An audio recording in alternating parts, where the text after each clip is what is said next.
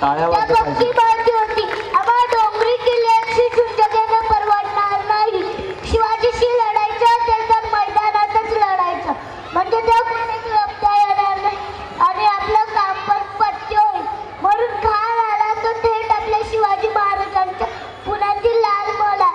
तिथेच त्यांनी आपला तळ ठोकला. त्या अफाट सैन्यासमोर महाराजांच्या मावळ्यांचं काहीच चालेना. मावळ्यांना मनाप्रमाणे संचार सुद्धा करता येईना. खान नागासारखा महलात बसला होता. शिवाजी महाराजांना मोठा प्रश्न पडला, खानाला पुण्यातून कसं हुसकावून लागायचं. अचानक एक धाडसी विचार डोक्यात आला. शिवाजी महाराज माँसाहेबांकडे गेले. माँसाहेबांनी शांतपणे त्यांची योजना ऐकली आणि म्हणाले, अरे शिवबा, तुझी योजना तर खूप छान आहे, पण जर बेत फसला तर प्राणाला धोकायला शिव. त्यावर शिवाजी महाराज म्हणाले, माँसाहेब, तुमच्या आणि भवानी मातेचे आमच्या पाठीशी आशीर्वाद असतात. आमच्या काराला कसला धोका, आम्ही कारालाही भीत नाही, म्हणूनच तुमच्याकडे परवानगी मागायला आली. माँसाहेबांनी आशीर्वाद दिला की ते शाहिस्तेखानाने पुण्याचा बंदोबस्त चांगलाच वाढवलेला. वेशीच्या आत येणाऱ्या जाणाऱ्यांची कसून चौकशी होईल. महाराजांनी त्यांच्या एका मावळ्याला लग्नाची वरात मिरवीत आणण्याची परवानगी मागण्यासाठी पाठवली. शाहिस्तेखानाच्या अधिकाऱ्याकडे त्यांनी परवानगी दिली. शिवाजी महाराजांच्या पुढच्या मोठा अडसर दूर झाला. संध्याकाळ झाली. लग्नाची वरात वेशीपाशी आली. नवरा मुलगा घोड्यावर बसला होता.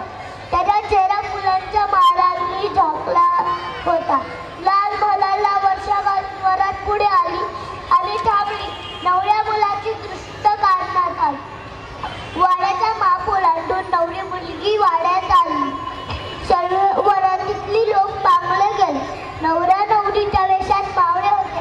ते सुद्धा हातात तलवार घेऊन तयार झाले. शिवाजी महाराजांनी सर्व मावळ्यांना हलक्या आवाजात सूचना दिल्या. त्यांना लाल महालाची खडानखडा माहिती होती. अव सर्व बालपणच तर तिथे गेले. शिवाजी महाराजांनी आणि मावळ्यांनी लाल महालात प्रवेश केला. खान साहेब बोरत पडला होता. खानाची झोपमोड झाली. खालती कसला काळ सुरू आहे हे पाहण्यासाठी खान खिडकीत आला. त्या वाड्याच्या शोकात महाराजांचे मावळे दिसले. खान हडबडला. या अल्लाह, या अल्लाह करत इकडे तिकडे करू लागला. जंगल कापरा भरलं. तितक्यात तलवार उधारलेले महाराज आले. खान जीव वाचवण्यासाठी खिडकीतून उडी मारून पळून जाण्याचा प्रयत्न करण्यासाठी गेला. तितक्यात घातला. खाडकडी खानाचा उजवा अंगावर पडला. खानाच्या हाताची बोटे तुटली. खान जीव वाचवण्यासाठी जनकाला मुलगा घालून लपून बसला. तितक्यात घोटक्यातून आवाज आला, हंपर रेहन कीजिए, हंपर रेहन कीजिए. शिवाजी महाराजांनी विचारला, कोण आहे, कोण आहे. तितक्यात परत घोटक्यातून आवाज आला, ये खान साहब की बडी बेगम. कारण की आवाज तर मर्दानी वाटत होता. त्यांनी नीट समोर पाहिलं तर बेगमांच्या घोटक्यात शाहिस्तेखान थरथरत उभा. शिवाजी महाराजांनी करड्या शरद खरं ठणकावून, शिवाजी, शिवाजी म्हणतात मी आज तुझ्यावर दया करतो. पुन्हा गाठ पडली तर छाटून टाकीन. जीव प्यार असेल पुन्हा सोडून निघून जा. आत्ताच्या आत्ता निघून जा. खान आपला जीव वाचवून पळून गेला.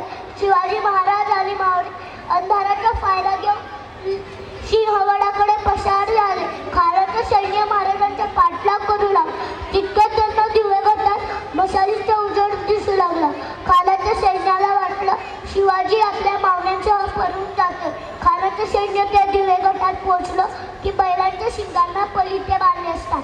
खानाचं सैन्य चांगलंच फसलं असतं. त्यांची फजिती लक्षात येईपर्यंत शिवाजी महाराज सिंहगडावर पोहोचले सुद्धा असतात. छत्रपती शिवाजी महाराज की जय. जय भवानी, जय शिवाजी.